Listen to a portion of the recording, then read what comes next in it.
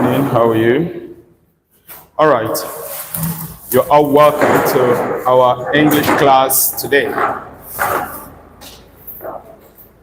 In our English class today, we are going to continue perhaps from our previous class where we introduced subject-verb agreement, the law of Concord. In today's class, we look forward to completing all the necessary things under the law of Concord. Now, like I stated from our previous class, this is where the weight of English language, when it comes to both spoken English and written English, are you following right? This is where the weight of this language hangs. You may have other aspects of it, no argument. Whether we like it or not, in any language, what we do is to speak and to write that language. Is that not so? And to be able to succeed in speaking and in writing that language, there are basic rules that must guide us. Are we together? It's just like in Igbo language. In what? Igbo language. Are you following right? There are certain rules you must follow whenever you are saying something. Imagine you want to tell somebody, come, let us go. You cannot say, bia, je. Can you say that? You must attach something there to relate the bia and the what? Je or ga, depending on your dialect. Bia kain, for, gawa, je, whatever. Now, what I'm trying to say in essence is that there are key laws. Are you getting me right? And this is the aspect of English where we deal with it. So we'll be going further, deeper into this law of Concord, subject-verb agreement. Are we ready? Are we ready? In our previous class, we had established that generally when you have subject of a sentence and the subject of a sentence is linked by the conjunction and, are you following right? By the conjunction and. Most generally, the verb that the subject will take will be plural. I think that's what we stated, right? Most generally. There is an exception. And I beg to say that towards the end of the class today, that exception with the use of and, I will let you know. Are you following right? But generally, if you use and as a conjunction, you should understand that the subject will take a plural verb. Emmanuel and Chinedu are friends. You can't say Emmanuel and Chinedu is friends. Are you following right? The correct one will be are friends. Other is plural. Because you mentioned Emmanuel and Chinedu. These are two different persons. Am I communicating right? And you use which conjunction to join them? And. So, by the general rule of Concord, as long as you use and, the verb that will come after the subject is expected to be what? Plural or singular? Plural. But remember, this is a case where Emmanuel and Chinedu are different persons, right? If they are the same person, say you are referring to the same person, there is something that you should know as an exception to that and. But no problem, like I said, at the end of the class today, I would bring it up. Then we also treated the use of or, is that not so? We said that most generally, whenever you're using or to link subject of a sentence, we expect that the subject will take a singular verb after it. Is that not so? For example, Chijioke or, let's say, Chioma is here. Chijioke or Chioma is here. But then in that class, I now gave the general principle in the use of or. Are you following right? That this rule respects the subject of the sentence that comes after or. Is that not so?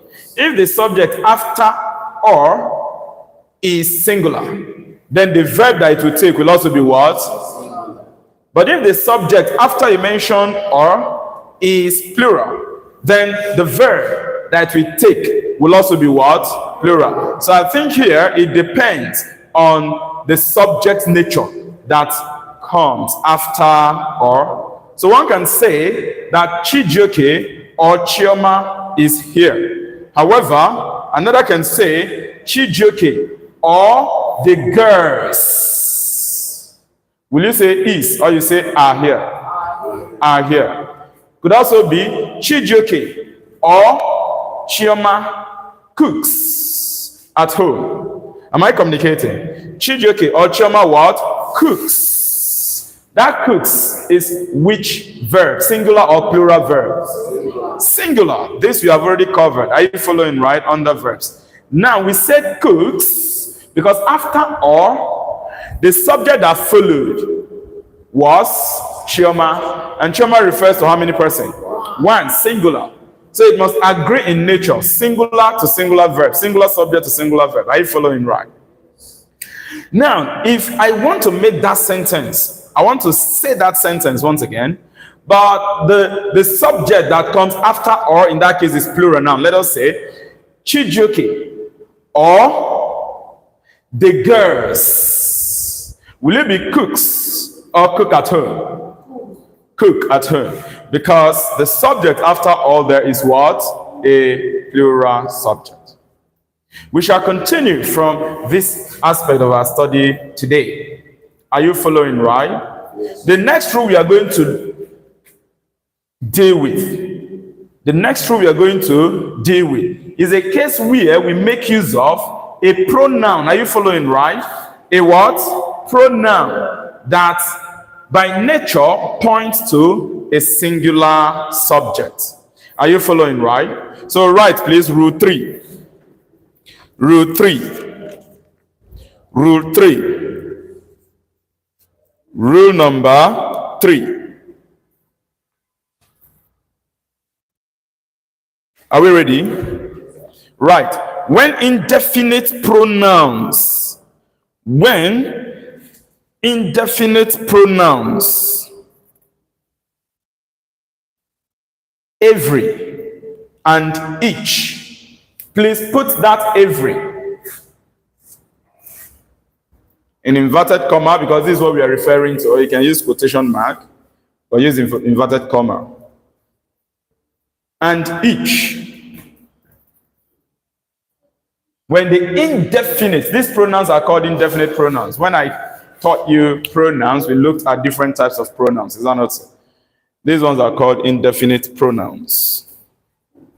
When indefinite pronouns each and every are used with two singular subjects connected by and, are used with two singular subjects connected by and. Put that and in inverted comma also.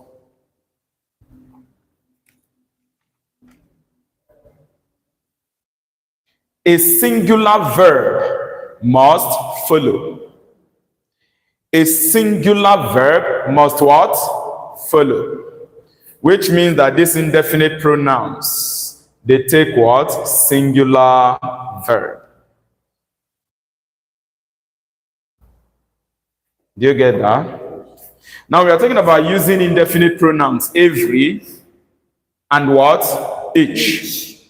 Whenever you use them, and you are using them to combine subject of sentences which are singular. Are you following right? But then this subject of the sentence are combined using the conjunction and. Using what? The conjunction and. The fact that you are using and there does not mean that the verb that will come after the subject will be plural. No. No. These are indefinite pronouns which by standard of English, are you following right? Refer to one person. Are you getting me? Or one thing. So whenever you're using every or you're using what? Each to combine two subjects of a sentence. But then the two subjects of a sentence, they have and between them. Are you following? The verb that must follow must be what? Singular. You cannot say because we have and. Are you getting me right? You know the general nature of and. If you use and to combine subjects, the verb that we follow generally, most generally, is expected to be what? Plural. But in this case, it won't work that way.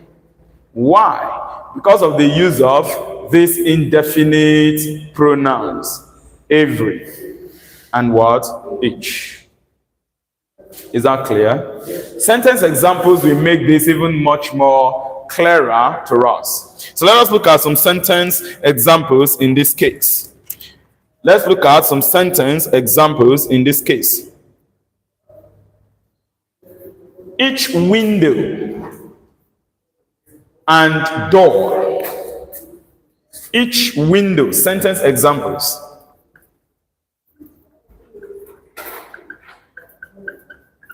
Now this is rule 3.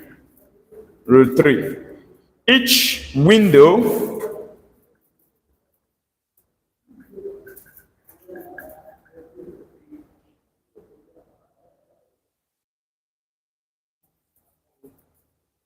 and door is securely locked by the teacher, or let's say by the students, after the class. Each window and what? Door is securely locked. Can say any other thing you want to say after the main point of interest. The choice is yours. Our focus is that we make use of the indefinite pronoun each. Each window and door. Now you notice that the subject of the sentence here points to window and door. True or false? But you cannot use plural verb after these two subjects, even though you made use of what? And.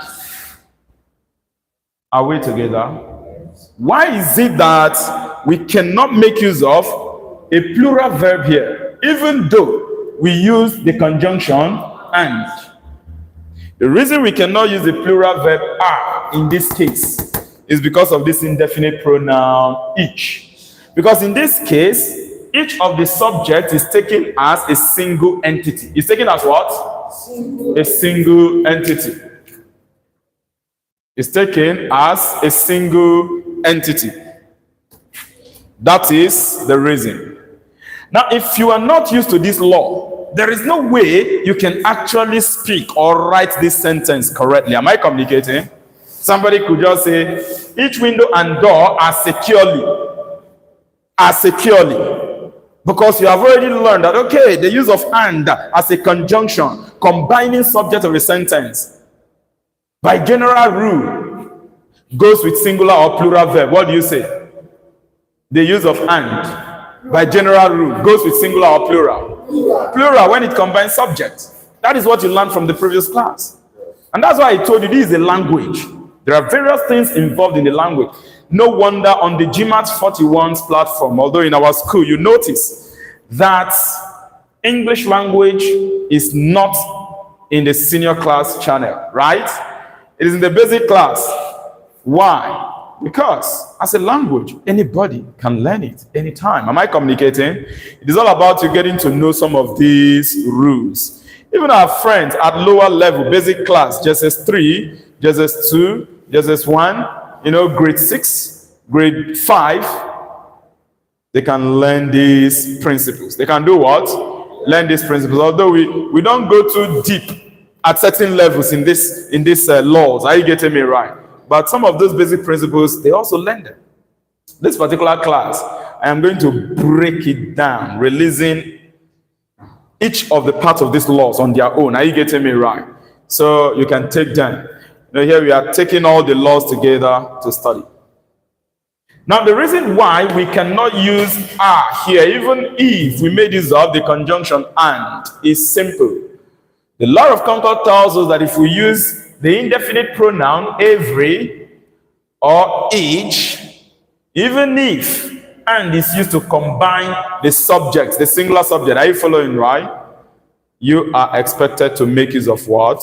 A singular verb.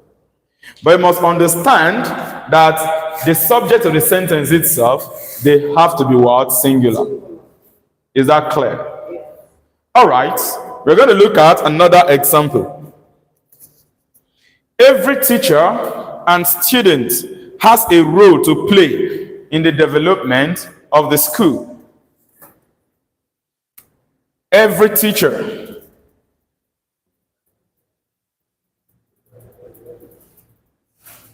and student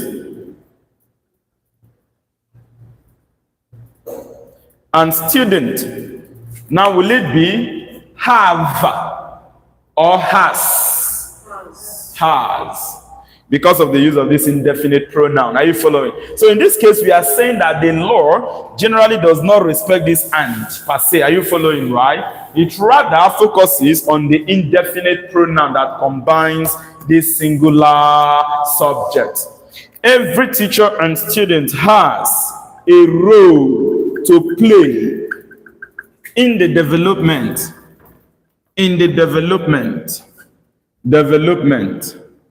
of, all right, GMAETS41. In the development of GMAETS41, special, yes, let me hear you. Science College. Yes. You know, this is a combined effort. Are you following, right? When it comes to development of things, each and every one has a role to play. So we have every teacher and student has a role to play in the development of GMAETS41 Special Science College. Is this clear? Now let me do something. I'm removing this every. I'm removing what? This every. And I want to replace it with the, so I'm going to say, the teacher and student. What will go here? Have, plural noun, following the general rule, law of Concord, guiding the use of and. But an exception is respected. In the case of the use of this indefinite pronoun, indefinite means if you mention every, for example, look at you friends, you're seated here. Every student here. That is an indefinite pronoun. It is not pointing to a particular student. Are you getting me right? It's not. But it singularizes you people. Am I communicating? And of course, under pronoun, you should learn of all of these types of pronouns. Are you getting me right? So take note of this rule. Whenever I use the indefinite pronoun every and each to combine singular subjects using the conjunction and, are you following right? The rule does not respect the and again. As long as the and is combining singular subject and you use this indefinite pronoun, the verb that follows must be what? Singular. Are you there? Each student and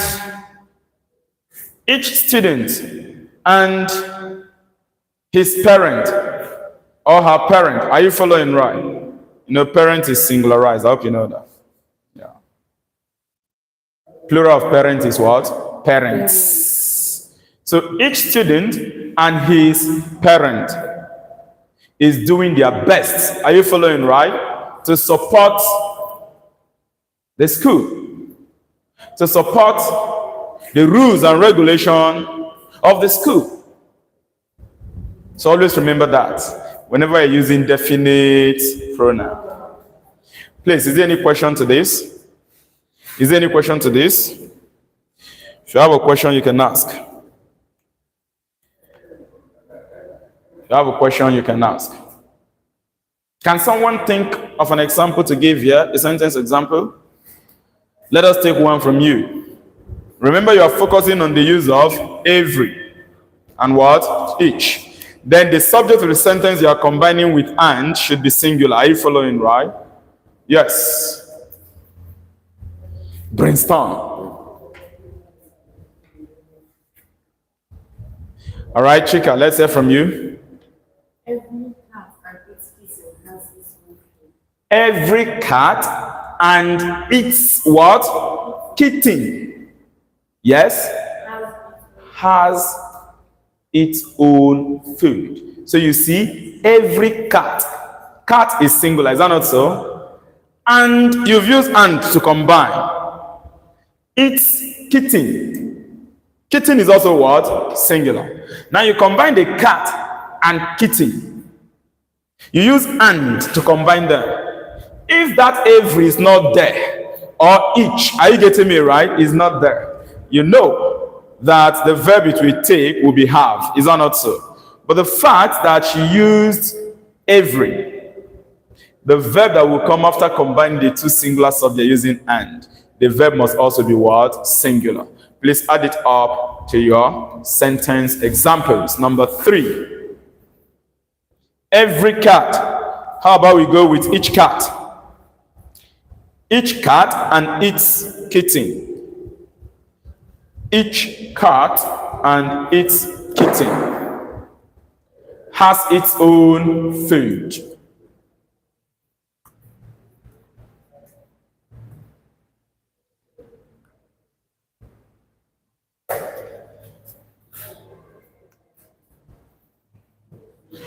This will take us to rule number 4. Rule 4.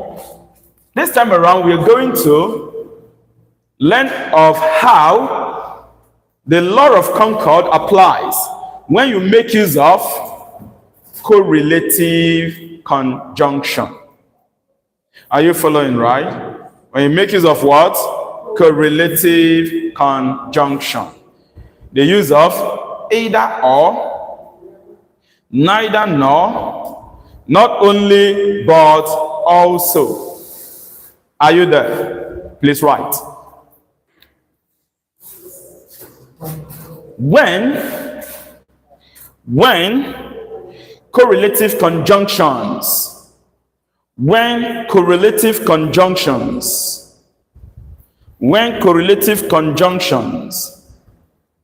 such as either or,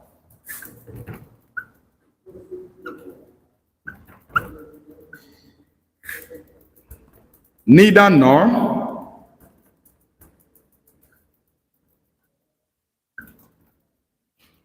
not only but also,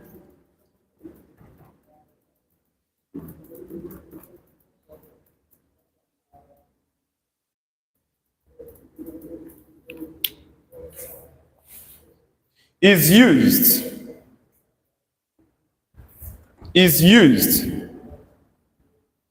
to join subject of a sentence. To join subjects of a sentence. Is used to join subject of what? A sentence. Come on.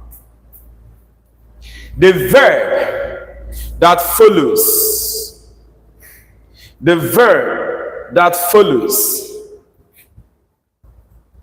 depends on the nature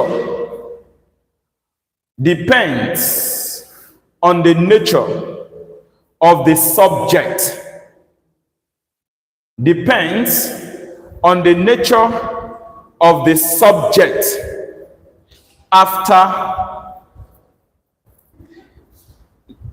before the verb rather. Depends on the nature of the subject before the what? Verb. That is preceding the verb. Before the verb. What do we mean by that? The nature of the subject I mean here refers to whether the subject before the verb is singular or what? Plural. That's what we mean by the nature. Are you getting me right? So anytime I use it. If it is singular subject, then the verb will be what? Singular. If plural subject that comes before the verb, then the verb will also be what? Plural. So this rule number 4 goes closely related with what you learned when we treated the use of or. Are you getting me right? It all depends on the subject of the sentence before the verb. Is that clear? When you are using these correlative conjunctions. If the subject of the sentence before the verb is singular, then the verb itself will be what? Singular. If the subject is plural, the verb itself will be what? Plural. Sentence examples. Sentence examples. Sentence examples.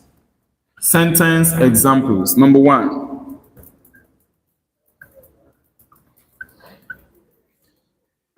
Neither Nkechi nor, give me someone else's name. Nor Obi. Neither Nkechi nor Obi. Now it will go as deserves the award. The award. Neither Nkechi nor Obi deserves the award. Now look at the subject of the sentence that came before this verb. We have Nkechi nor Obi before the what? The verb. Your interest will be to look at the subject of the sentence before that verb. Are you getting me right? Look at the subject of the sentence before that what? Verb. Can you come and apply it? You have eye problem. Something entered. Sorry. Assist in applying it, please. Careful. Careful. Careful. Now do so and go and sit down, be fast. So, this OB you have before this verb, is it singular or plural? Singular. Hence, the verb that it will take will also be what? Singular. Deserves. Singular verb or plural verb? Singular verb. Because you know the principle already. It ends with S. Is that not so? Somebody that has not learnt about verbs would think that this deserves is plural. Okay. Now, we are going to rephrase this sentence. We are going to do what? Rephrase this sentence. And then let us see the nature it's going to, the nature that the sentence, or the form rather, that the sentence will now take. Neither Nkechi nor the boys. Neither Nkechi nor what? The boys.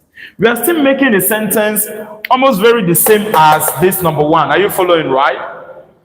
Now, I would like to hear from you. In this term of the verb that is to come after this subject, will it still be deserves or deserve? Deserve. Correct. Deserve. Deserve the award. The award. Why is it that in this case we are now using a plural verb, deserve, instead of deserves? Why are we using deserve? Yes? No chorus answer. Why are we using deserve this time around? Good luck. Good. The subject just before this verb. Are you following right? The antecedent. The subject that precedes the verb that comes before the verb. Are you following right? Is plural. Hence, the fact that we use this correlative conjunction, neither nor, are you following right? The verb that will come in after the subject of the sentence will respect the nature of the subject of the sentence before it.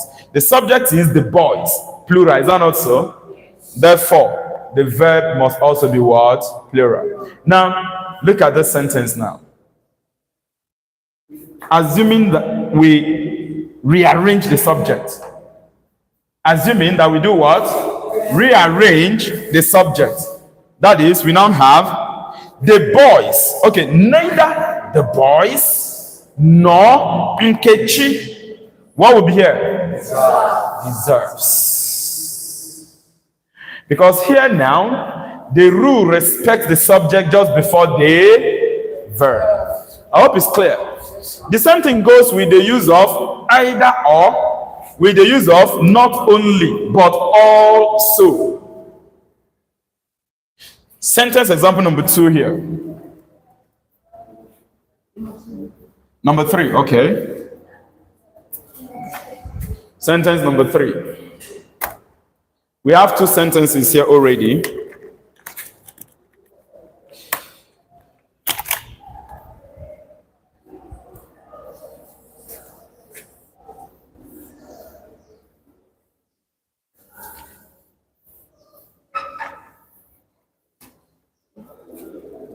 Sentence number 3.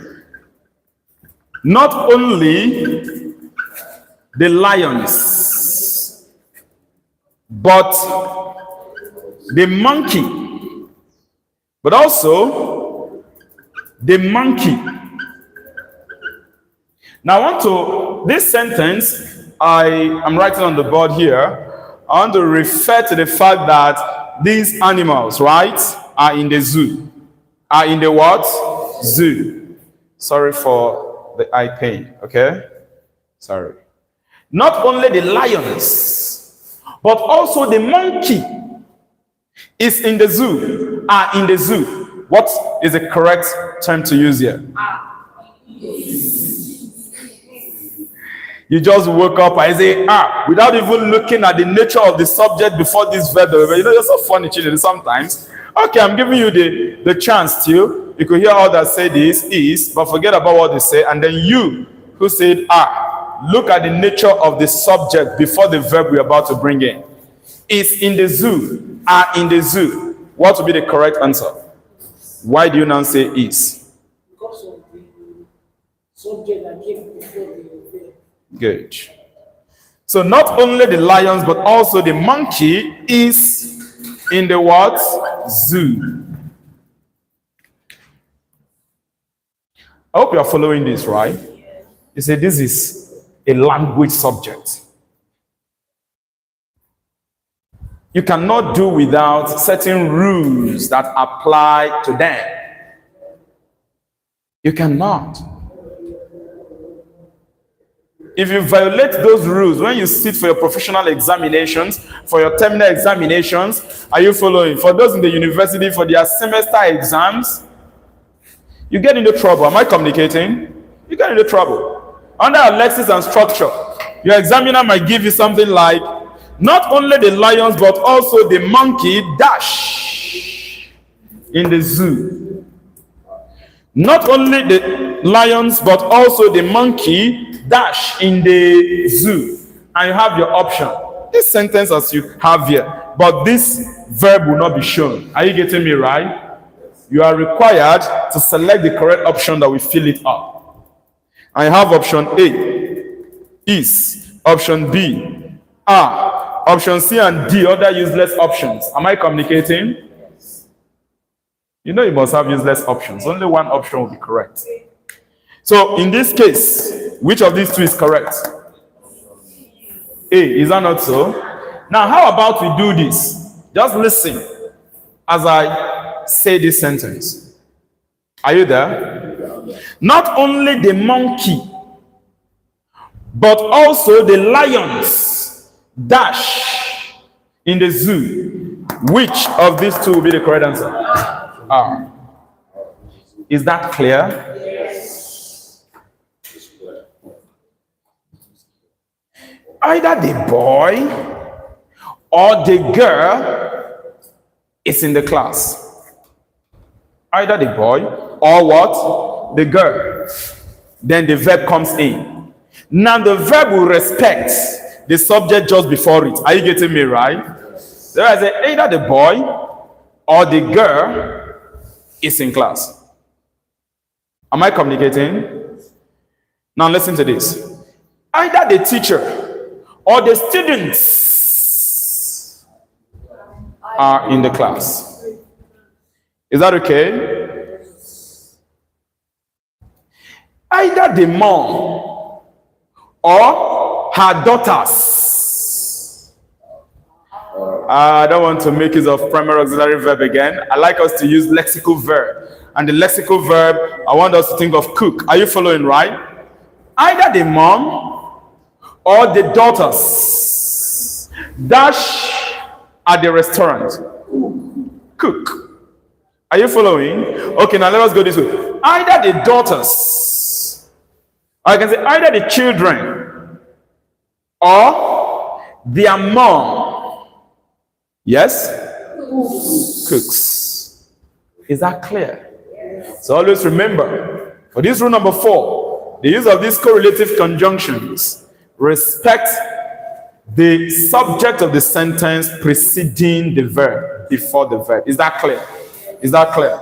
We are moving on. Remember, like we say, we are going deep and deeper and deeper to finishing, to rounding off this law of Concord today.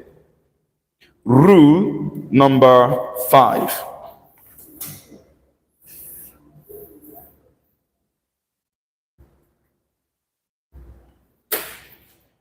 This time around, we are going to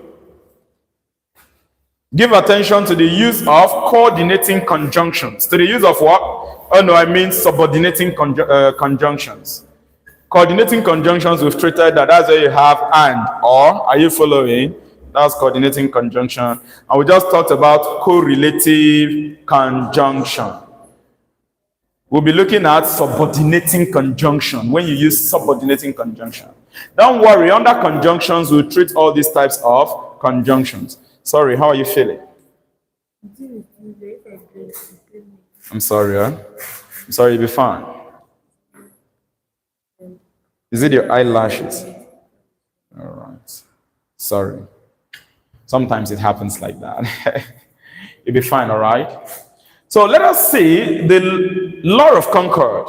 Subject-verb agreement when you make use of subordinating conjunction. Conjunctions like together with, as soon as. Are you following, right? All right. Please write. Rule number what? 5. 5. When a singular subject is connected to other subjects. When a singular subject is connected to other subjects.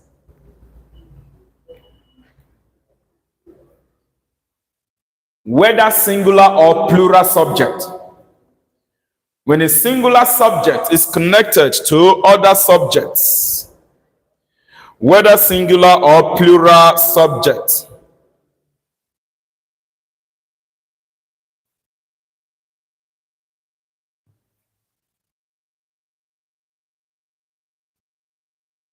Using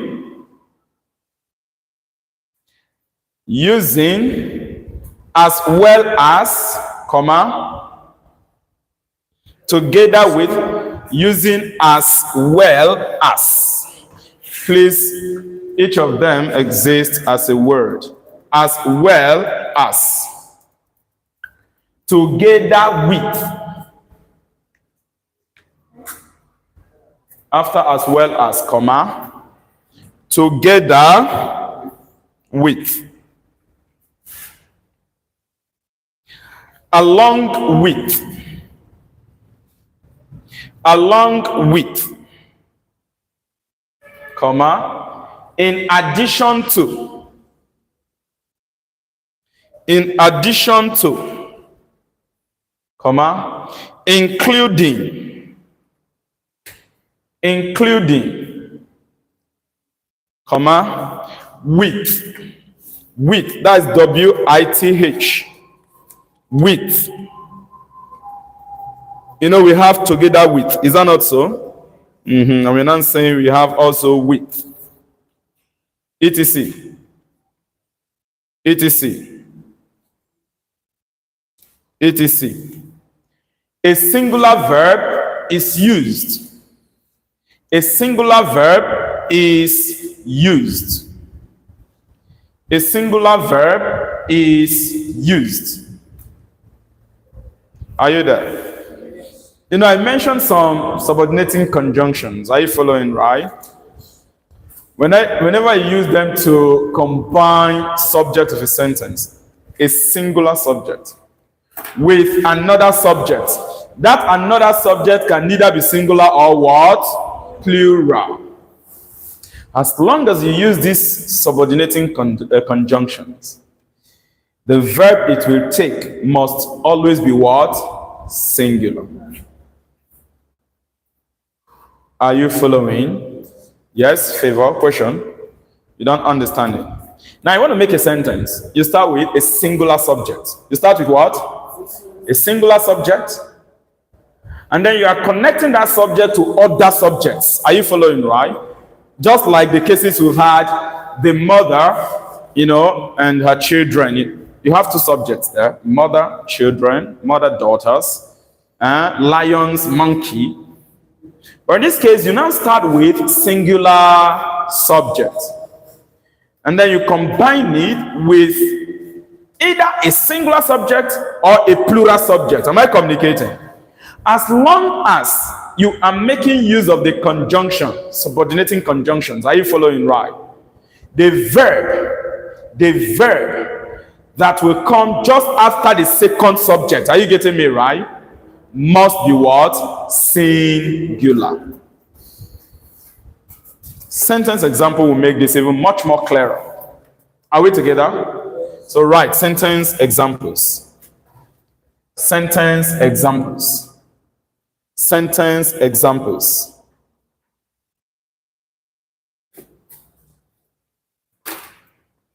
Number one.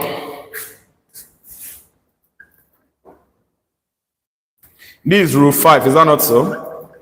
Rule what? 5. Dealing with the use of subordinating conjunctions. Okay, sentence number 1.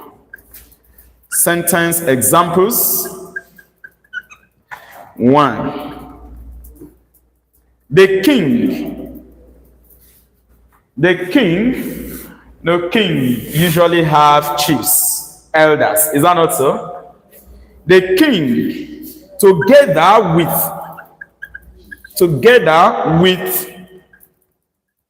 the chiefs, his chiefs, right? Elders. Together with his elders. Or you can say his chiefs. Are you following, right? Encourages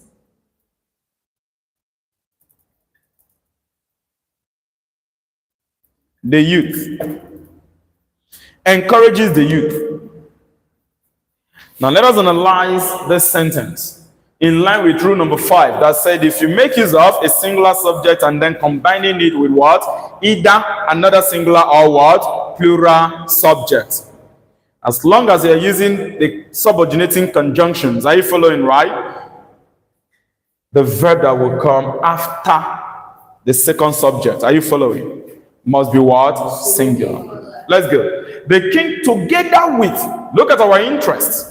The conjunction here is what? Together with. You know what conjunction does is simply to combine either subject of sentence, are you following, right? Subjects of a sentence. Or maybe you have subordinating clause with main clause. Conjunction combines them. Are you following, right? Good. The king is a subject, singular. Is that not so? Yes. Together with is a conjunction. Are you following, right? His elders. His elders. Is that singular or plural? Plural. Plural. You're talking about the elders of the chief. Sorry, of the king. I hope you're following, right? It does not matter what the second subject of the sentence is. His elders. It doesn't matter. Whether this guy is singular or what? Plural. As long as you use these subordinating conjunctions, you expect that the verb that will come after it to be what? Singular. What is the verb here? Encourages. encourages. Are we together? Are we together? Even if this second subject is singular, are you following, right?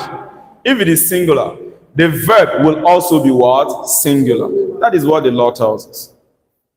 Is that clear? Now, someone should give us an example here. Remember the conjunctions you have there. I gave you some list of examples, so you're free to use that. Are you following, right? Okay. Yes?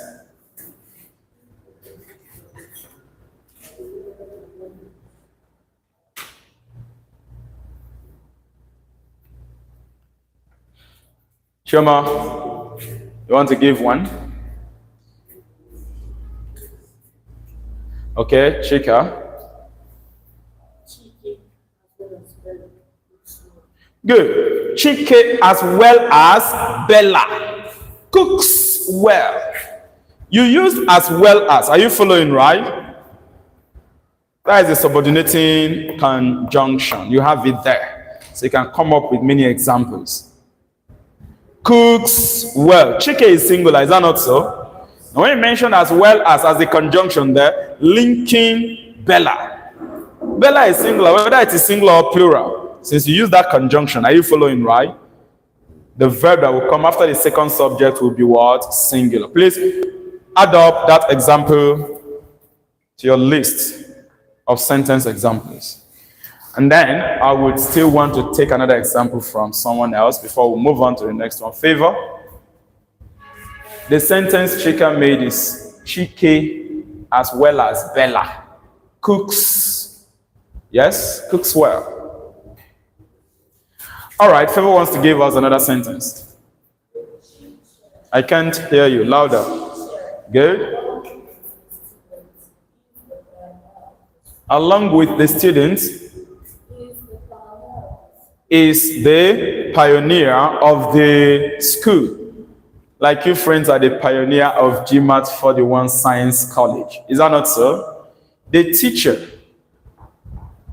along with, are you there?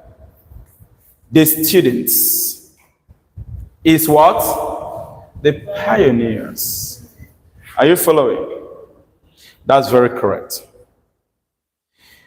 Let's put it down. The teacher, along with the students. You won't say are. Are you following, right?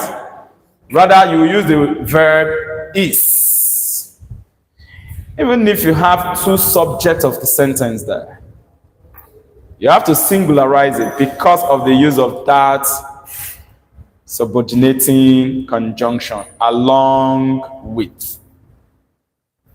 The teacher, along with the students, is the pioneer of the school. I hope we are getting these rules right. You are meant to study them. Get used to them. Are you following? And then, when you speak going forward, make sure you listen to yourself. Make sure you do what? Listen to yourself. I've told you, it doesn't matter what people around say. Yes. People are fond of wanting to mess somebody up. That's just, I don't know, that's human for you. People must talk. There's one music I used to listen to, you know.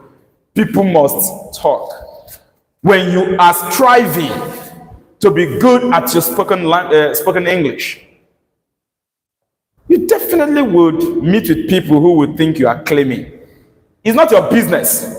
If they tell you are claiming, tell them yes. Am I communicating? They should go and tell federal government who made English compulsory. Are you following, right?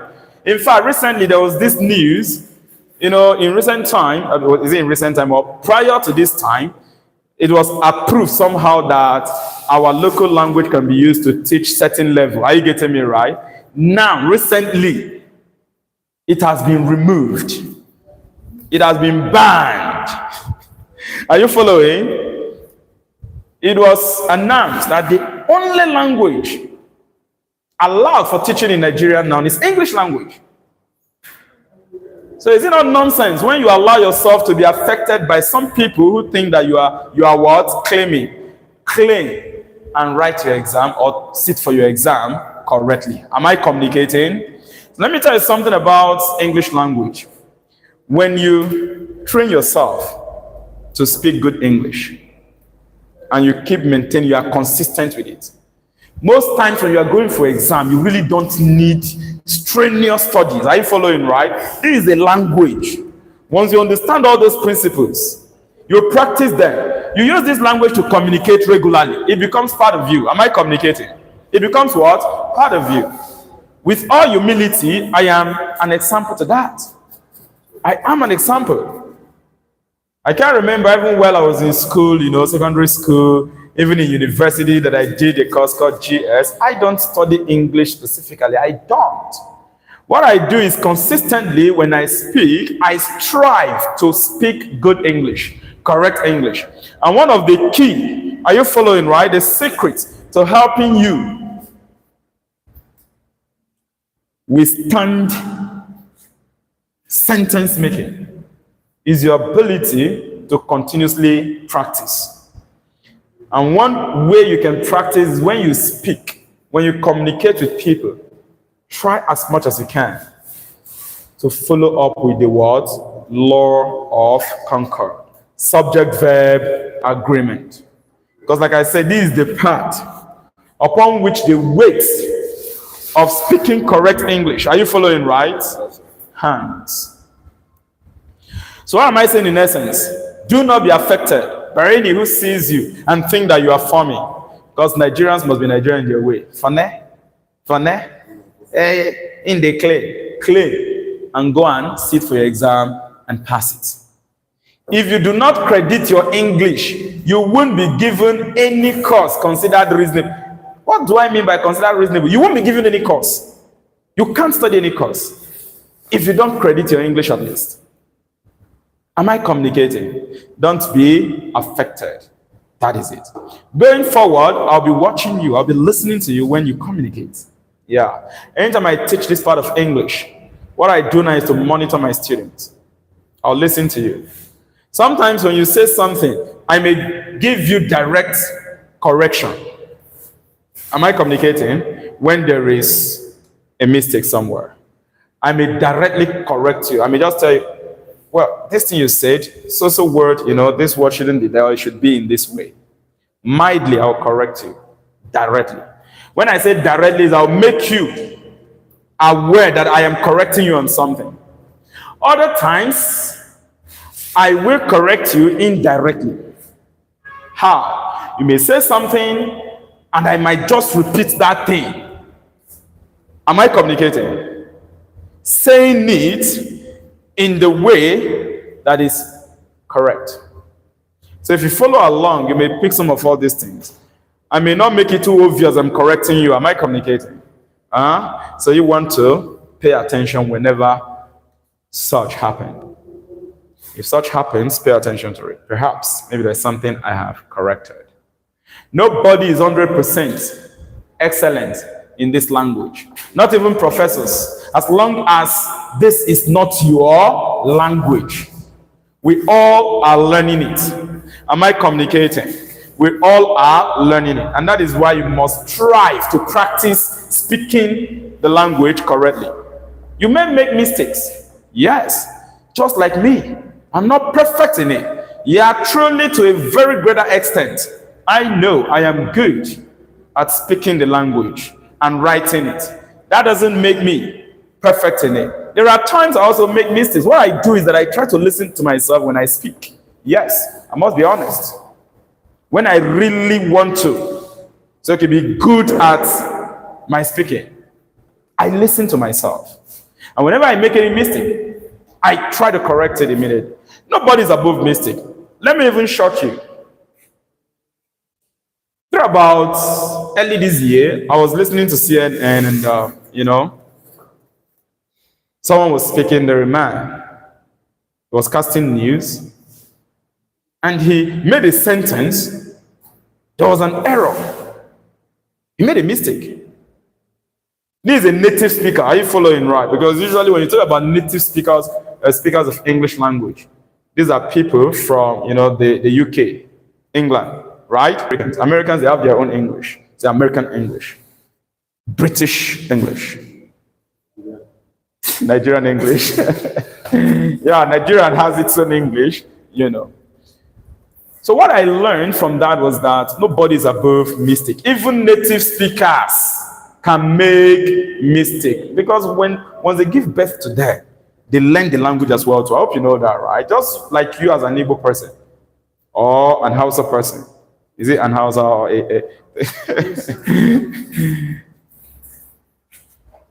an Hausa person? There's no Hausa. A Hausa, no. An Hausa person. I think the consonant there is silent, Hausa or something. Or a Yoruba person. There is something that I tried to do in what I just said. An Hausa person. A Hausa person. The way you use articles, a and an. Are you following, right? Yeah. It goes with whether what you're about to pronounce, the word you're about to pronounce, begins with a vowel sound or what? Consonant sound. That was what. In that case of Hausa is an Hausa person. And then a Yoruba. That Hausa, I think that H, a Hausa, that thing is our sound. Are you following, right? And it's a vowel. So an Hausa person. A Hausa person. Okay. Like I said, that sound is just all about us knowing if the HA is Hausa or Hausa. Right? But what I want to point out is the fact that in the use of A or what? And. It depends on whether the word you're pronouncing after any one of them begins with a consonant sound or what? A vowel sound. Like Yoruba is a Yoruba person. Igbo, an Igbo person. Is that clear? Anyway, that's not what we are treating. I think at this point, what I'm just trying to do is encouraging you, are you following, right? To ensure you start practicing this and be consistent. That is the only way. If you are seated for English examination, if you see certain sentence, you will not start doubting yourself. We've met several of them under tenses, is that not so? Where we'll make a sentence and you start doubting yourself because you feel that it's not sweet. It's not interesting to the ear. Are you following, right? Does this make sense? Know the rules and your problems will be solved. Please let us move on. Rule number what? 6. Rule number 6, which of course happens to be the last. This time around is when you are using indefinite pronouns. When you are using what? Indefinite pronouns, like nobody, anybody. We've talked about the use of indefinite pronouns, every, and what? Each. So when you are using indefinite pronouns like nobody, anybody, someone, somebody, no one, none, everybody. Are you following, right? We want to see how the law of Concord, subject-verb agreement, also guides that. Please write. Rule number 6. When indefinite pronouns like nobody, anybody,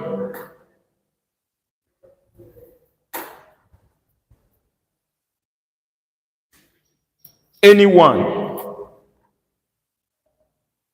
somebody, none, no one. Have I mentioned everybody? No, sir. Okay, everybody.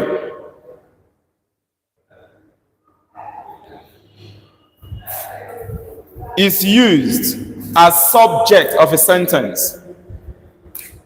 Is used as subject of a sentence.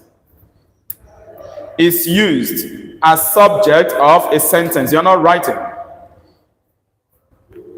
You didn't get some of the list I mentioned. No one, anyone, anybody, everybody, none. Are you following, right? is used as subject of what? A sentence. The verb that follows is singular. The verb that follows is what? Singular.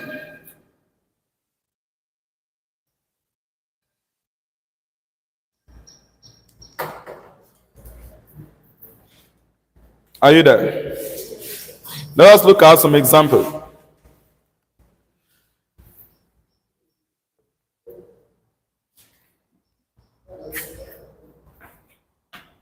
Sentence example. Sentence examples. Sentence examples. Rule 6. Sentence examples. You see, this rule we are considering, I think this should be second to the last. The other one is when we use certain pronouns like the who, the which. All right, so we're coming to that. This particular rule 6 that we are considering, remember, the indefinite pronoun must be used as subject of the sentence. The subject of the sentence is the indefinite pronoun. Are you following, right? So let us see this example.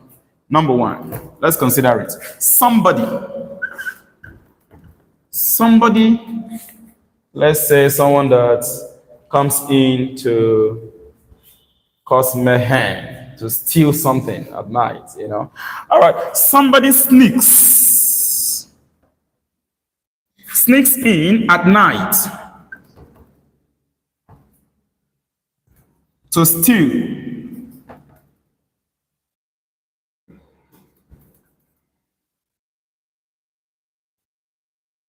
the woman's jewelry. Somebody sneaks. Are you there? Somebody sneaks in at night to steal the woman's jewelry. What is the subject of this sentence? Somebody. The somebody is pointing to a particular person, but not specific. Am I communicating? Somebody sneaks in at night. Now, what is the verb? Sneaks. Singular or plural? Singular. So as long as this indefinite pronoun is used, this indefinite pronoun is somebody, anyone, anybody, no. It's not considered plural. Are you getting me right? Or they are not considered plural. They are used as singular in a sense. Are you following? You say everybody. You are not pointing to all of them at once. Are you following, right? You are referring to an individual, but it could be any one of them. Do you understand that? Okay. Sentence number 2.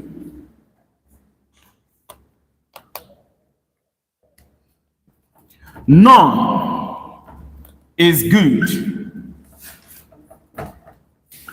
to be eaten. Imagine that you pluck some fruits, some mangoes, and there is none of them that is good to eat. So one can simply say none is good. You can't say none are good. Are you following, right? Just because you observe that you have more than one mango, and you want to refer to the mangoes, but you rather decided to use indefinite pronoun as subject. Am I communicating? None. The correct thing will be what? Is. None of them. For example, you can't say none of them are good.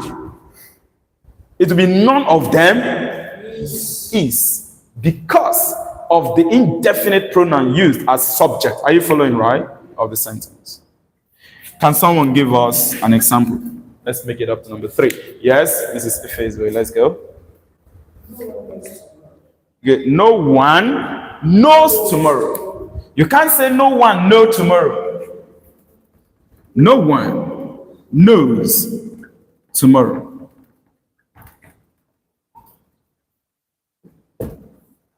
and many more. Last of our rule. Okay, Chima, you want to give us one? Let's go.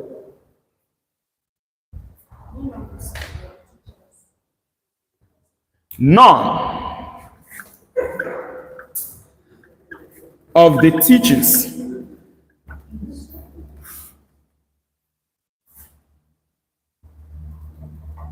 is in the what? In the class. None of the teachers is in the class.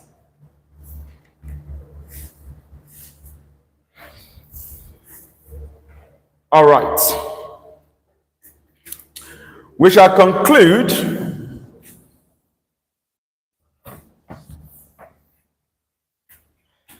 the law of Concord, subject-verb agreement, with rule number 7. This time around, when we use certain relative pronouns, not even certain, when we use relative pronouns in a complex sentence sometimes, how does the rule of subject-verb agreement help us out in this case? Rule number 7. Rule number 7.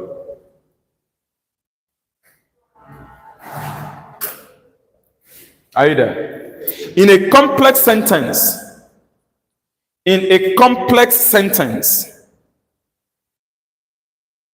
the antecedent of the relative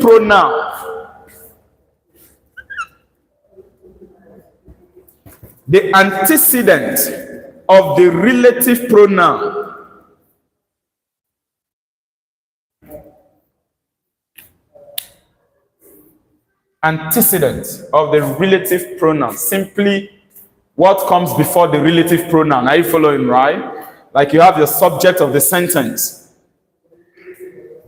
The subject of the sentence that comes before the relative pronoun. Are you following? Yes. In a complex sentence, the antecedent of the relative pronoun that acts as the subject of the sentence, that acts as the subject of the subordinate clause in the sentence, that acts as the subject of the subordinate clause in the sentence, that acts as the subject of the what? Subordinate clause in a sentence. Are you there? Yes. Determines the verb. Determines the verb.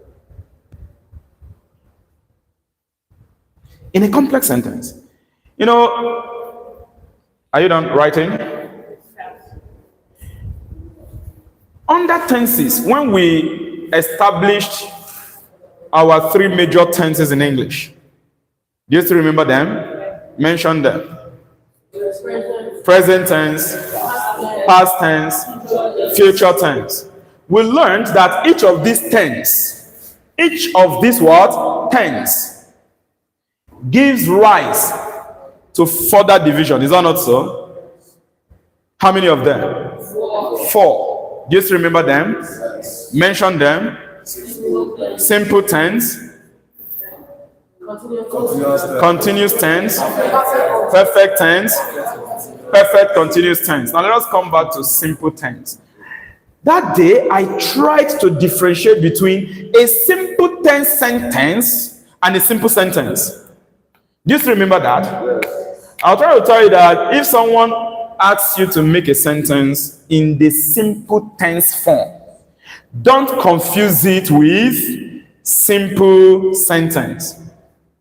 Simple tense sentence does not necessarily mean simple sentence, because in sentence construction we have sentences that are simple and we have sentences that are what? Complex. Am I communicating? Yes. A simple tense sentence can be a simple sentence. A simple tense sentence can also be a what? Complex sentence. What determines whether a sentence will be complex? Because this last rule, rule 7 we are treating now, appears often in complex what? Sentence. A sentence is considered complex. That day I made reference to it. When it has usually a subordinate clause and a main word clause. Like an example.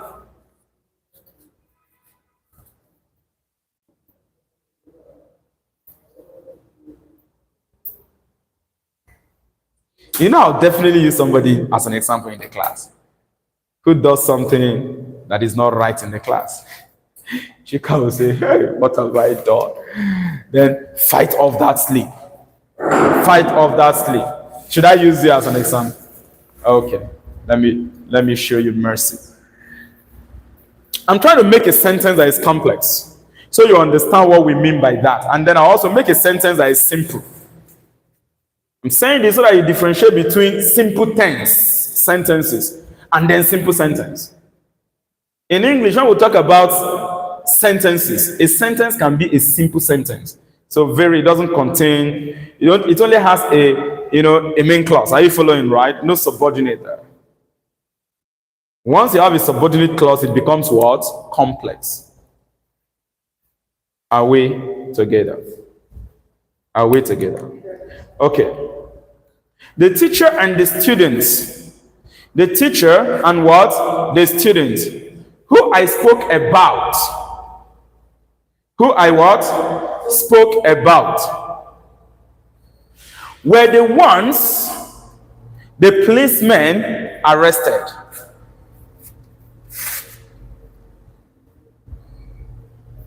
Are you there? The teacher and the what? Student. Who I spoke about. Did you notice that in that part of the sentence, the teacher and the students who I spoke about, you have your subject there, is that not so? And is there a verb there? Yes. Yes. Are you there? Spoke is there, right? But you notice that I did not stop the sentence there because that part of the sentence cannot exist on its own. However, it is not a phrase. It is not what? A phrase. It's not. It's a clause. You know, in English, we have difference between phrase and what? Clause. The only thing is that the clause cannot exist on its own. The teacher and the students who I spoke about. If you just say that, somebody might just be looking at you. Yes, there is a subject there is a verb there, but the sentence is not yet complete. That is a subordinating clause. A subordinate clause. Are you following, right? It has to come under something so that that sentence as a whole will now do what? Make sense. Okay, were the ones the policemen arrested? Do you understand that? That makes the sentence complete. Now that sentence is complex. It's what? Complex.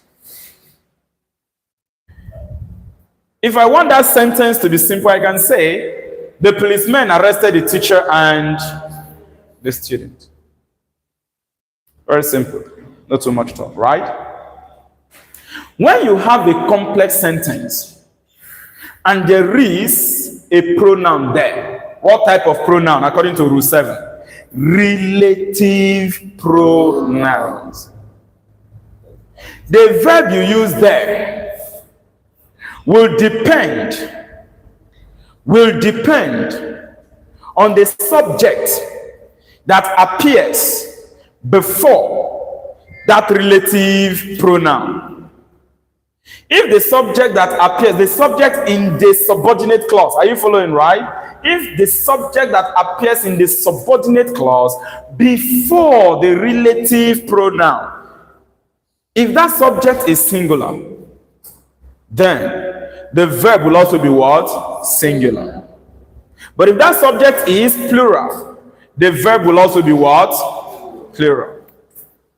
Read out that rule. Read out that rule, what you wrote.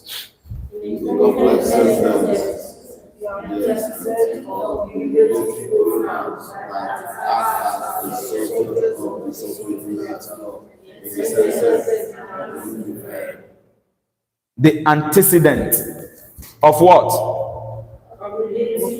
Of the relative pronoun that did what? That acts as the what? Subject. So now look at it. We have what we call the antecedent. The antecedent really is just, what appears just before the relative pronoun. And that antecedent will be acting as subject of a sentence. Are you getting me right? Will be acting as what? Subject of a sentence. But what type of subject? Subject of the subordinate clause. It is that antecedent of the relative pronoun. And like I said, the antecedent will be a subject of the subordinate clause. Are you following right? That antecedent is our main focus. That is the guy that will determine the nature of the verb. Are you following right? Whether the verb will be singular or what? Plural. When we make a sentence, the rule will become even much more clearer. Remember, the sentence in this case is expected to be complex. Is that not so? Please write sentence examples.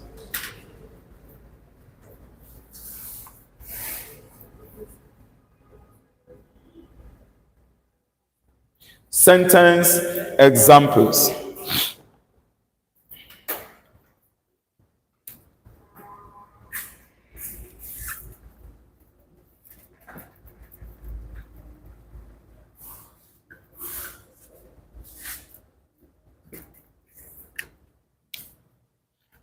So let us take this example. The military officer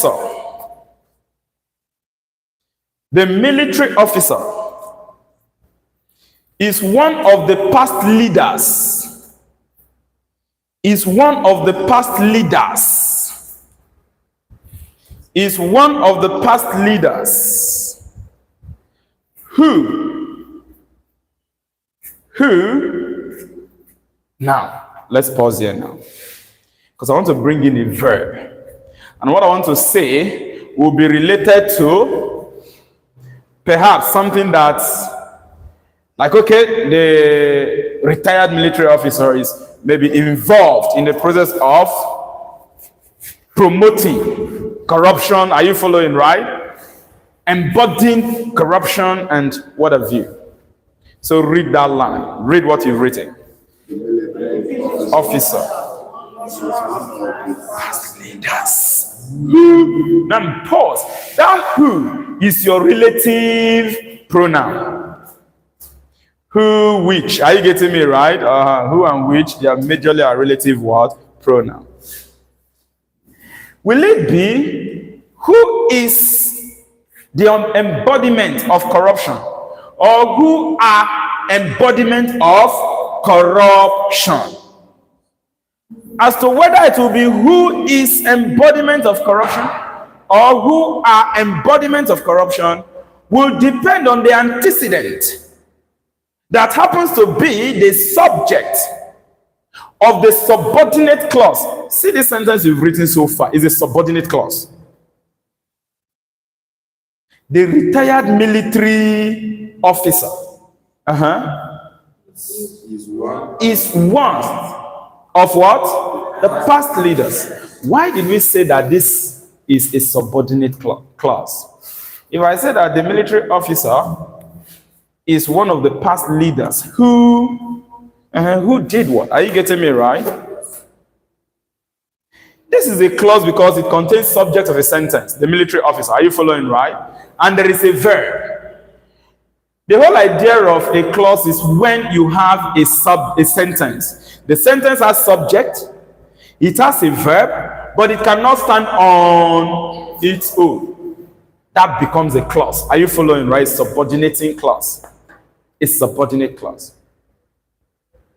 Now let us break that sentence down. We all know now that this part of the sentence is not complete yet. Are you following? But this part of the sentence I'm about to make,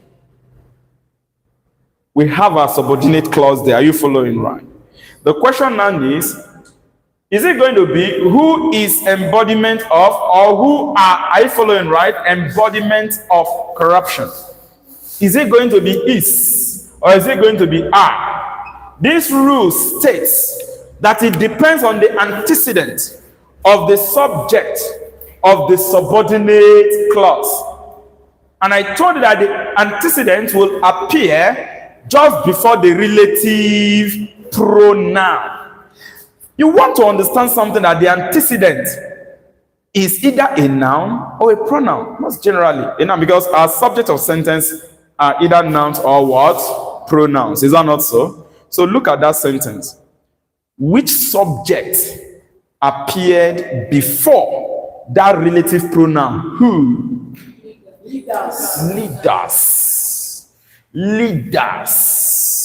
My question now is leaders. Is it singular or plural? Plural. Plural. So which verb we go here? Is it singular verb or plural verb? Is that clear? So that's going to be who are embodiment of corruption, not who is. Are you following, right? You know, most of you said is before, right? Okay. So the retired military officer. The retired military officer. Please take note, this is just for the sake of sentence making. Is that okay? The retired military officer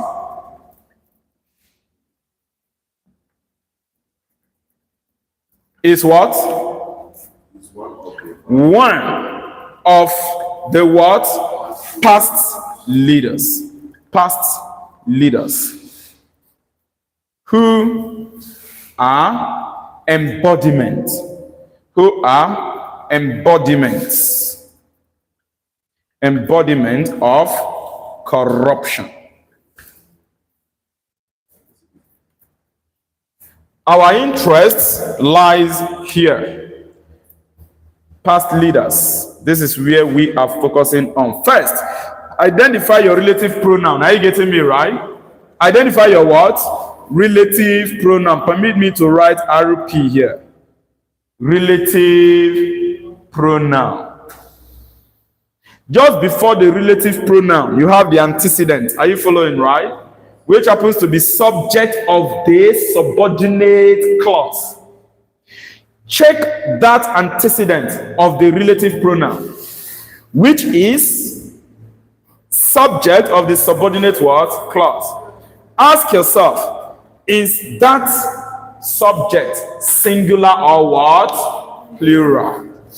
That would determine whether the verb after the relative pronoun will be singular or what? Plural. So you see in this case, the verb is what? Plural verb. Does that make sense? Does that make sense? Take the next sentence.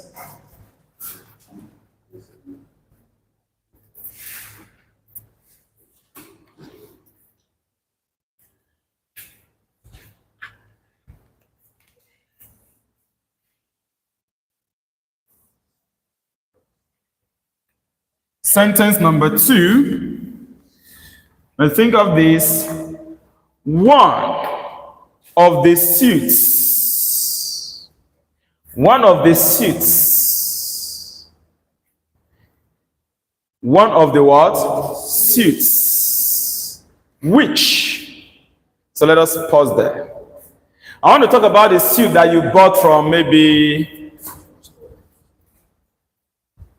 UK. You guys like abroad things a lot. Okay, one of them that you bought from abroad, right? It has turned. It has what? Turned. Sort of promoting Nigerian things. Some of us don't like promoting it. And that one you bought, it has turned. It has what? Turned. So let us see how we make that sentence, right? Sentence number 2. One of the suits. Are you there? Which?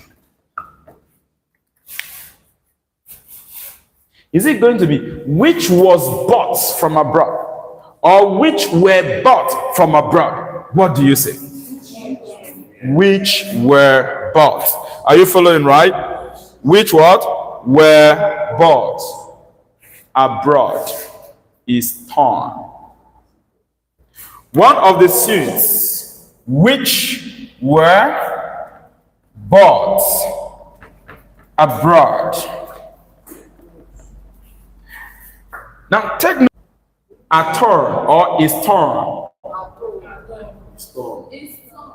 Somebody say one of. Remember that the verb here will now be referring back to the original subject. Is one amongst. Are you following, right? The suits.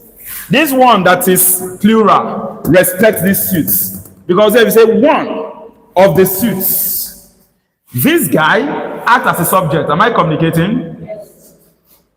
But in this complex sentence, this suit will now be the subject of the subordinate clause. Am I communicating? Yes.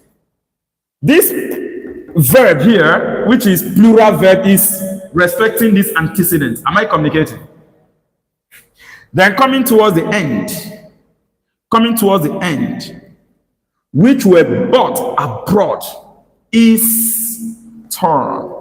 You want to know what this verb is referring to? This one is. This one. It's not referring to the suits. It's not referring to the plurals. You know, like if you bought two or more suits, the is not referring to it. The verb here. The verb here is referring to the particular one that is turn. And from the sentence, you have it from beginning. One of. One among the suits. Are you getting me right? It is that particular one. One of the suits which were bought abroad is turn. But look at our focus here based on what we are learning. I hope you know that, right? One of the suits which you pause. This which is your relative pronoun. Are you following? Ask yourself the antecedent before it, which is this subject. This subject of the subordinate clause. Are you following? Is it singular or plural? What do you say? Suit, singular or plural? Plural. So you come over here after this relative pronoun. This subject of the subordinate clause will now determine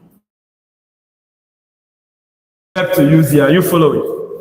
Whether it's going to be singular or what? Plural. One of the suits, which were suits, plural. So the verb what? Were. And if you break down this sentence, it will even make more sense to you. You will understand it even clearer for what it is. That is why I say be consistent in your effort to speak good English. It's all about you knowing what the verb is pointing to in that sentence. Are you following, right? What it is qualifying. One of the suits which... What did you bought from abroad? According to this sentence, is it only one suit or more than one suit? More than one suit. So it goes to the plural. Among the suits you bought, so you bought more than one suit.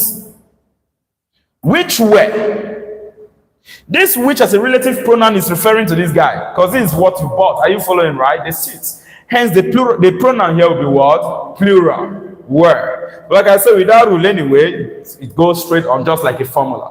But if you break it down by understanding, you still see that it makes sense.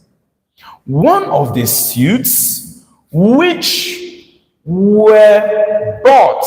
What you bought from abroad were the suits. Are you following, right? Now, one of them. How many of them? One of them. Something has happened to it. So the verb you are now using here will be referring to that one of them. I hope you get that right. But on the basis of the rule we are treating, rule 7, please. This is our focus. Here is the antecedent. Are you following, right? This is the relative pronoun. Permit me to use anti. Okay, antecedent. Antecedent. This is the relative what? Pronoun. And we say that the verb will respect the antecedent before the relative what? Pronoun. That antecedent that happens to be the subject of the word subordinate clause. That is what the verb after the relative pronoun will respect. Okay? Since the suit here is plural, the verb here will also be what? Plural. So this is plural verb, PV. Our focus is not on this is, please. I only have to direct your attention to this so that You know how certain verbs relate to the original subject. You know, we used to meet such kind of question in physics, is that not so? Where a value may be given to us towards the end of the question, but it's referring to something from beginning. Chijioke, the boy that had eye pains in class today, is 12 years old. The 12 years old is referring to who? Chijioke. But you see where they quoted the age at the end of the sentence. Are you following right? It's referring to the very first person mentioned. All right, we are done with these rules. We are done with these what? Rules. And I want to expose you or expose a secret to you. This idea of subject-verb agreement, law of Concord, where it becomes messy, is with the use of certain form of conjunction. Understand that this rule came in as a result of our use of conjunctions. That is where the rule starts expanding. Are you following right? Expanding. Our very first class, we started with simple sentences as Chijioke is in the class. The boys were running. Are you following right now? There was no combination of subjects of sentences. What expanded this law of Concord is as a result of what? Conjunction being brought in. We started with correlating conjunction, where you have and what? Or. Am I communicating? We went ahead to where you have correlative conjunctions together along with other correlative conjunctions, as well as we now learned that once you're using these conjunctions to combine subject of a sentence, this is what you're expected to bear in mind.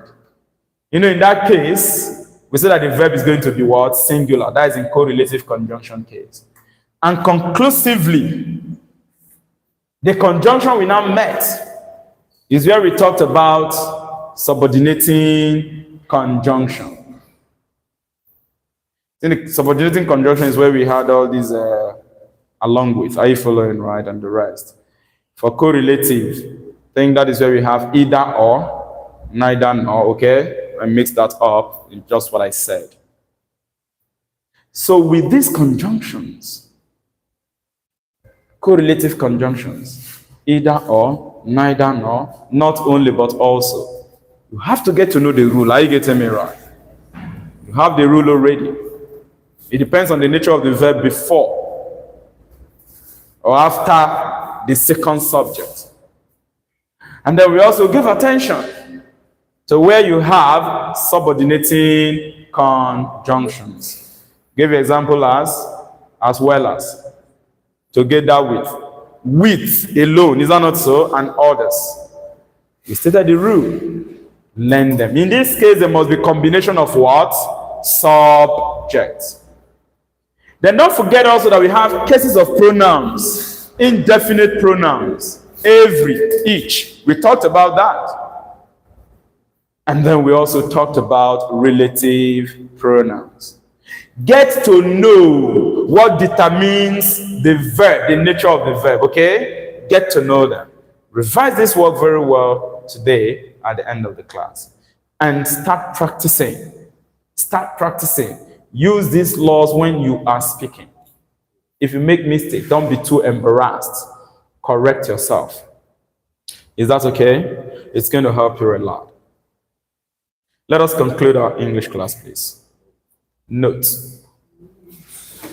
I want us to go back to our first conjunction, the correlating conjunction, coordinating conjunction rather, where we made use of and. You know, generally speaking, when you use and, we expect that if it combines subject, we go with plural verb. Is that not so? Is that not so?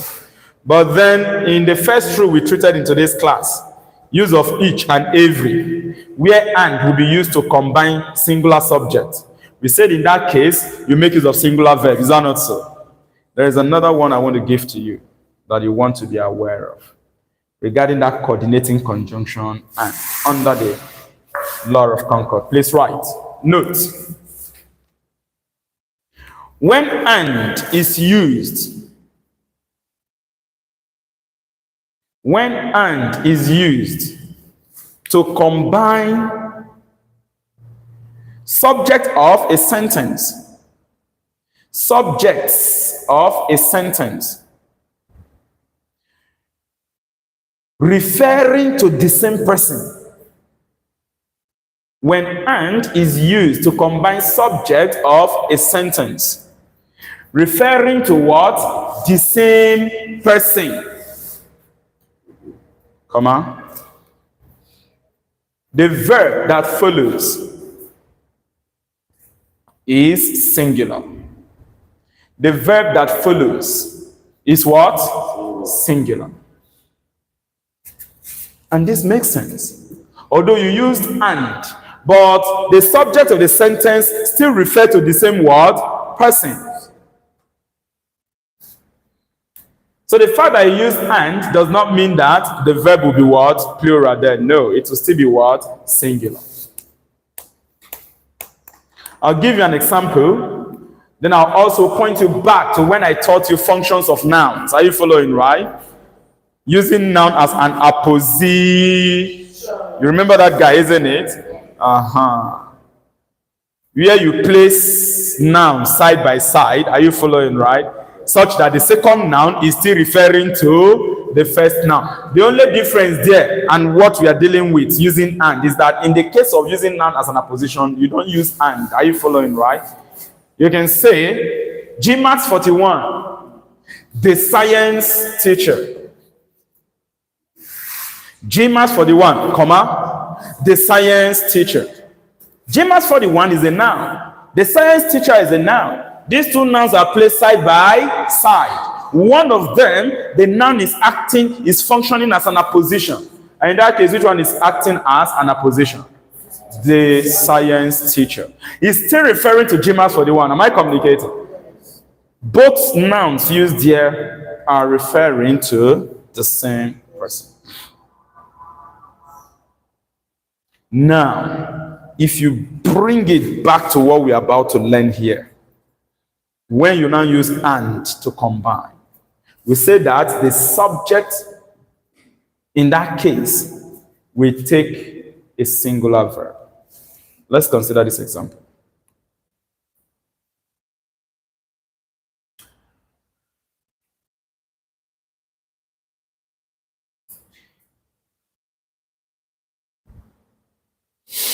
Are you ready? Okay, I've got this. My brother. So you can write this sentence there under. My brother and friend. And friend. My brother and friend. I want to say something about my relationship. Are you following? That our relationship is close, strong. Do you get that right? So my brother and friend is close to me, are close to me. You know, we are now working between is or what? Are. Which one will go here? My brother and friend is close to me. Are close to me. Is. Okay, let me write it. Let me write. It's close to me.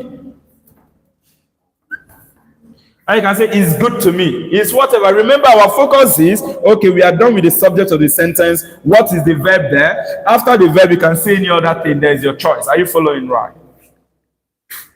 You say I should change it to are. I should leave it as is. Okay, now look at this. My brother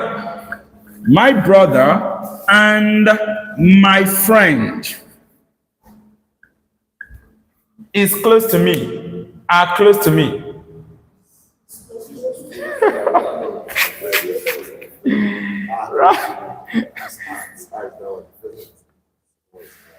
Yeah. Somebody say another said and the others is. You know, these are the things that they use in dealing with students when you sit for English examination under lexis and structure. And one interesting thing about English is if you go for any professional exam, there's no way you won't see lexis and structure. The first one is correct. The second one is are close to me. Now look at the difference between these two sentences. The note I gave you with the use of and as a coordinating conjunction here. Are you following, right? In this first sentence, my brother and this friend, they are referring to the same person. My brother and friend. I'm only saying that I have a brother. He is also my what? Friend. So my brother and friend is referring to the same person here. So even though we use and here, it does not change the verb to what? Plural. The verb will still remain what? Singular. Because the subject of the sentence here, irrespective of our using and, is what? Singular. Does it make sense? Now I had to give you this one to now differentiate between this sentence and this sentence. You see that this second sentence is referring to two independent persons, two different persons. That is why I use my brother and my friend. You see that I used my. It's independent. Are you following, right? It's what? Independent. This sentence does not actually point to my brother being the same person as a friend. Are you following, right? I have a brother. You are my friend.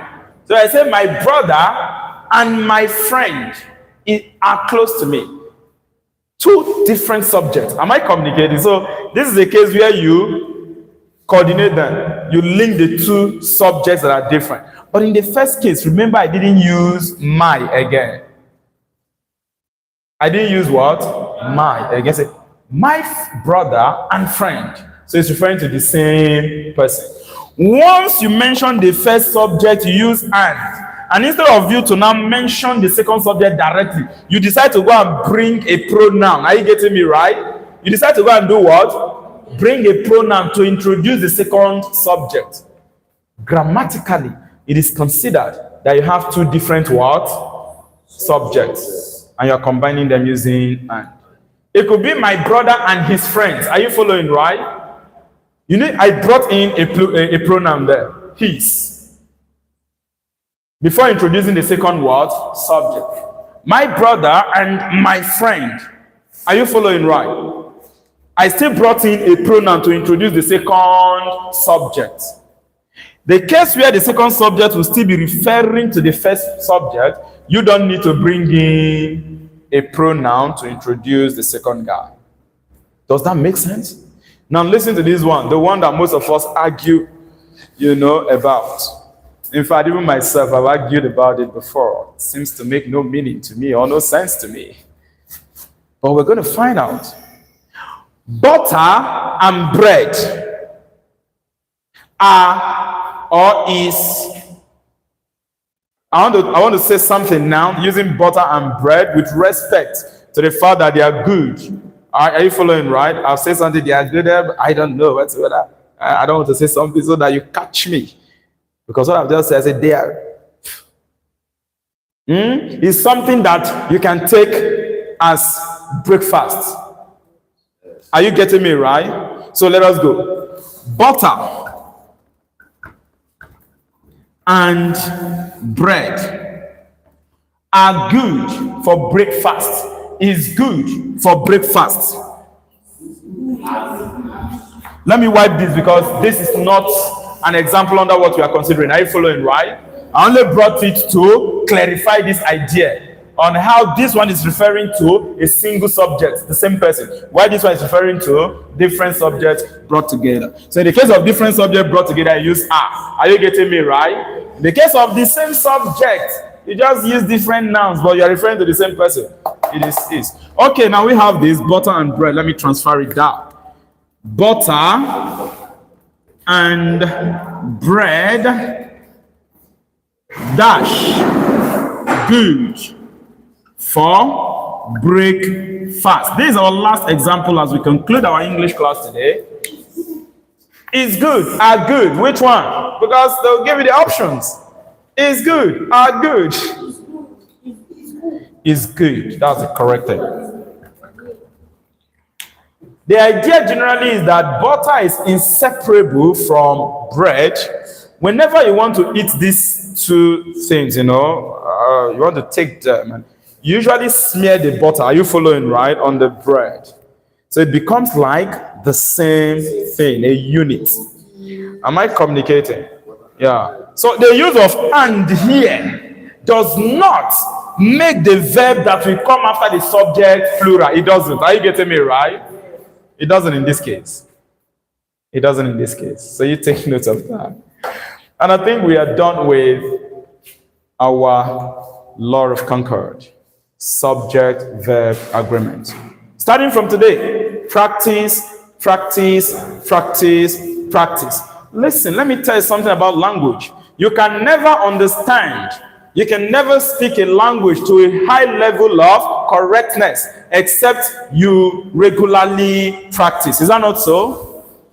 Correct yourselves when you speak. If someone says something and you don't agree with the person, mildly. What did I say? Mildly correct. See, there is a reason for that. You are preparing for your professional examination. Outside here, away from class, when you are striving to speak good English and anybody is saying whatever they are saying, please do not be interested in them. Yes, do not. Whether you like it or not, if you are applying for a job, you must write a letter. Is that not so? You must. You use English to write it. You don't use Igbo, Hausa, or Yoruba. So start now. Like I said, I will correct you when necessary. And even when I commit the error. If I do what? Commit an error. And you observe. If I don't correct it, what should you do? Correct.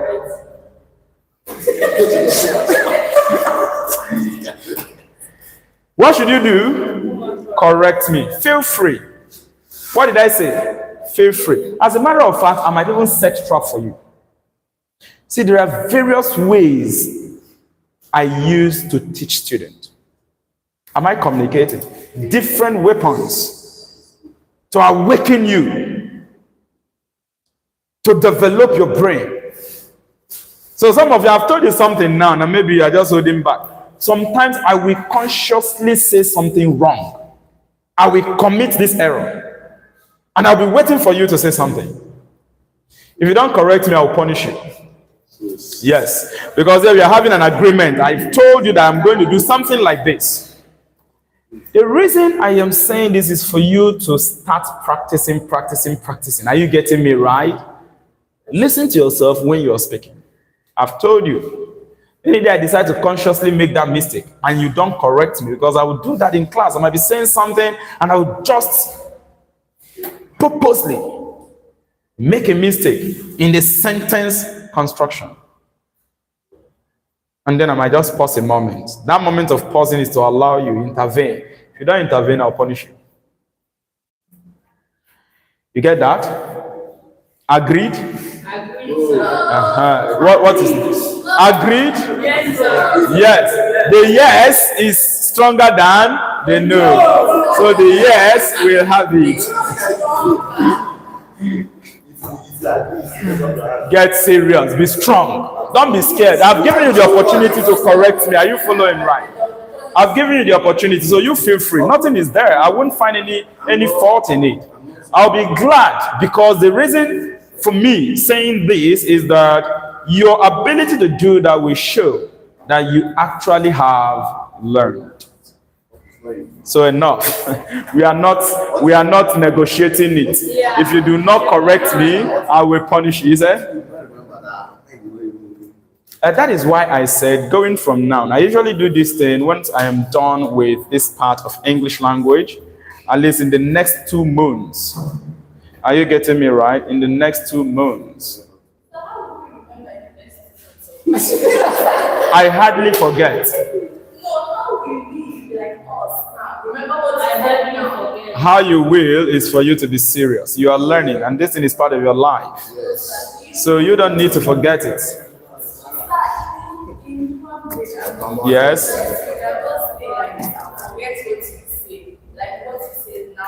It's possible. It's possible. But don't use that as an excuse.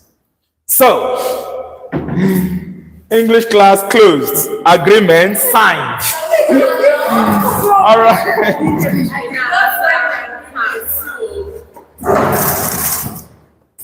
Don't worry, I'll sign it.